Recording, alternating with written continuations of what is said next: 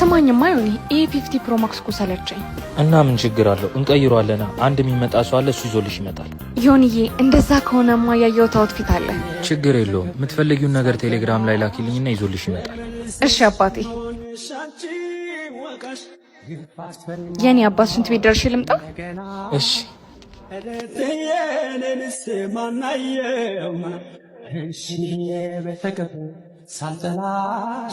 ተመልሰሽ መሆንሽ አንቺ ወቀሽ ከገባው ጀምሮ እያየሁህ ነበር። እኔም ልክ እንደገባው ነው ያየሁሽ። ከወንድ ጋር ስለነበርሽ ነው። እሱን አክብሬ ነው ዝም ያልኩሽ። ኧረ እባክህ ወንድም እኮ ነው። ያለኔ ብታይ ምንም አይሆንለትም። በአንተ ራሱ ሳይቀር እኔን ይመገዛለት። ደስ ይላል። እድለኛ ነው እንዳንቺ አይነት እህት ስላለው። በጣም ለማንኛውም እሱን ቤልሽኝና ዛሬ አብረን እናምሽ። ደስ ይለኛል። ስልኬን ያዡ 09 51 62 በቃ እደውላለሁ።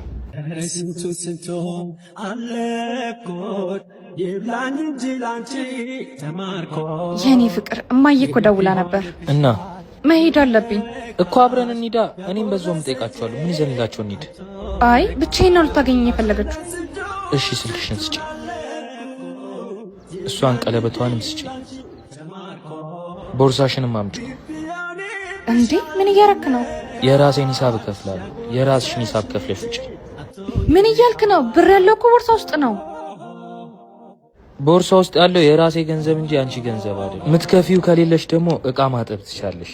ባለጌ ዮናስ ቦለተታ